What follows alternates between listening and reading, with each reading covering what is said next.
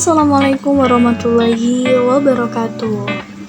Kembali lagi dengan saya Mardiani Arsa Balkis yang akan menjelaskan terkait tentang pengaruh individu dan kelompok referensi dalam perilaku konsumen. Oke, next. Yang pertama ada pengertian perilaku konsumen. Perilaku konsumen menurut Sifman dan Kanuk adalah perilaku yang diperhatikan konsumen dalam mencari, membeli, menggunakan, mengevaluasi, dan mengabaikan produk, jasa, ataupun ide yang diharapkan. Jadi hal tersebut dapat memuaskan kebutuhan para konsumen untuk mengkonsumsi produk atau jasa yang ditawarkan. Kemudian pengaruhnya itu ada dua ya, pengaruh individu dan juga pengaruh referensi, kelompok referensi. Yang pertama kita ke pengaruh individu terlebih dahulu. Nah, konsumen itu adalah individu yang mempunyai warna tersendiri ya, setiap individunya. Nah, sebagai pemasar, kita itu perlu memahami konsep pemikiran mereka. Individu memiliki pengaruh yang sangat signifikan dalam perilaku konsumen. Jadi berbagai faktor individu dapat mempengaruhi bagaimana seseorang memandang, memilih ataupun membeli suatu produk atau jasa. Nah, kita masuk pada pengaruh-pengaruhnya. Yang pertama ada kebutuhan. Kebutuhan itu sama aja keinginan individu ya. Jadi setiap individu itu memiliki kebutuhan dasar seperti makanan, pakaian, tempat tinggal juga itu kebutuhan. Kemudian yang kedua ada motivasi. Nah, motivasi ini merupakan dorongan internal yang mendorong individu untuk bertindak. Motivasi ini juga dapat berasal dari kebutuhan fisik, sosial, ataupun psikologis. Kemudian yang ketiga ada sikap.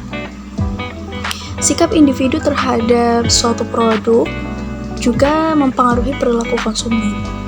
Jadi sikap dapat dipengaruhi oleh pengalaman masa lalu, pendidikan, nilai-nilai, dan juga persepsi individu terhadap produk atau merek tertentu.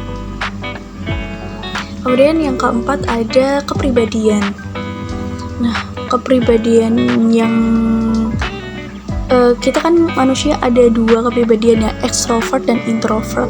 Jadi kalau ekstrovert ini mungkin mereka itu lebih terbuka terhadap pengalaman baru dan cenderung mencari rangsangan eksternal.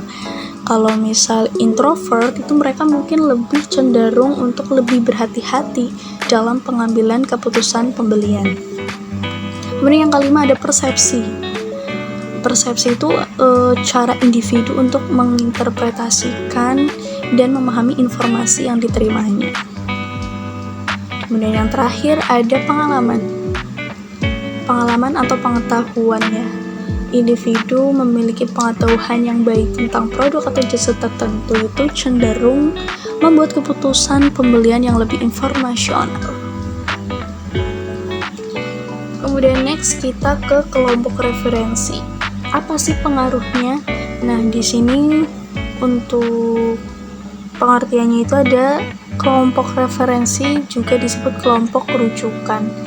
Orang atau kelompok orang yang mempengaruhi secara bermakna perilaku individu. Kemudian bagaimana pengaruhnya? Yang pertama ada informasi dan juga sumber kepercayaan. Maksudnya bagaimana? Jadi individu ini cenderung mencari saran, pendapat, ataupun pengalaman dari suatu anggota kelompok referensi mereka sebelum mereka itu membuat keputusan pembelian. Kemudian yang kedua ada norma sosial. Norma sosial ini jika anggota kelompok referensi mereka itu memiliki kebiasaan tertentu, individu ini juga cenderung mengikuti norma tersebut agar mereka itu dapat diterima ataupun diakui oleh kelompoknya masing-masing. Contohnya, jika anggota kelompok referensi menganggap penting memiliki misal smartphone baru lah, atau misal memiliki motor baru. Nah, individu ini tuh cenderung merasa dorongan untuk membeli barang yang serupa dengan itu. Kemudian yang ketiga ada identitas dan penghargaan sosial. Di situ kelompok referensi ini memainkan peran yang penting dalam membentuk identitas suatu individu. Individu ini biasanya cenderung mengadopsi preferensi dan gaya hidup kelompok referensi mereka untuk merasa diterima, ya, dihargai, dan juga diakui. Lalu yang keempat ada tekanan konformitas. Nah, adanya tekanan dari kelompok referensi itu bisa mempengaruhi perilaku konsumen. Semisal individu itu cenderung mengikuti keputusan pembelian ataupun perilaku yang disetujui oleh kelompok referensi mereka. Kemudian ada aspirasi dan keinginan. Ini yang terakhir. Nah, kelompok referensi yang dianggap kaya, populer, ataupun sukses dapat mempengaruhi keinginan individu yang lain untuk membeli produk atau jasa tertentu. Nah, individu ini tuh cenderung memandang kelompok referensi tersebut sebagai model ataupun sumber inspirasi, dan mereka ini mungkin mencoba meniru gaya hidup mereka. Oke, untuk kesimpulan dari pengaruh individu dan pengaruh kelompok referensi, pengaruh individu dalam perilaku konsumen itu dapat berbeda-beda ya, tergantung kepada faktor-faktor dan konteks sosial ataupun ekonomi, budaya, dan dimanapun individu itu berada. Selain itu, pengaruh individu ini juga dapat berinteraksi dengan faktor-faktor eksternal seperti promosi, harga, dan ketersediaan produk untuk membentuk perilaku konsumen. Dan penting juga dicatat bahwa pengaruh kelompok referensi itu dapat bervariasi tergantung kepada faktor-faktor seperti kepercayaan individu terhadap kelompok referensi, kedekatan hubungan mereka, dan juga tingkat identifikasi dengan suatu kelompok tersebut.